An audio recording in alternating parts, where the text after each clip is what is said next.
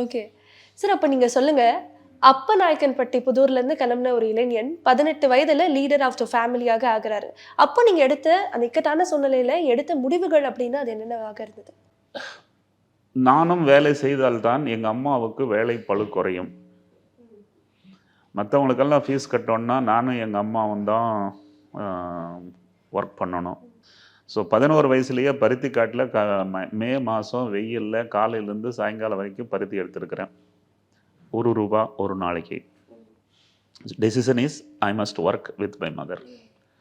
அன்னையிலேருந்து part time job ரெகுலராக கண்டினியூஸாக பண்ணிகிட்டே இருக்கிறேன்.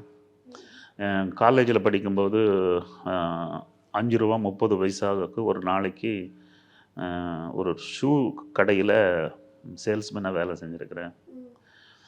17 வயசில் ஒரு வந்தனா சாரி சன்சார்னு ஆர்எஸ்புரத்தில் ஒரு துணி கடை, சேலை கடை, அதில் நான் ₹13 வேலை செஞ்சுருக்கிறேன். ஸோ 18 வயசு வர வரைக்கும் 11 வயசுலேருந்து for me education was part time. It was not full time. எனக்கு ரேங்க் கிடைச்சா 9, 7, 8 இந்த மாதிரி ரேங்க்கு தான் கிடைக்கும். எங்கள் அம்மா கிட்ட சொல்லுவேன், அம்மா எனக்கு ஃபஸ்ட் ரேங்கே கிடைக்காது போல் இருக்கு அப்படின்னு. டே நீ பார்ட் டைம் தான்டா பண்ணுற, மற்றவங்கெல்லாம் ஃபுல் டைம் பண்ணுறாங்கடா, அவங்களுக்கு கிடைச்சிட்டு போகுது, நீ கவலையே படாத. That was my motivation. And also ஒரு நாள் எங்கள் அம்மா சொல்கிறாங்க, டே மார்க்லன்ற பெருசாக வந்துடு, நீ நல்ல அறிவோடு படித்த போகுதுண்டா.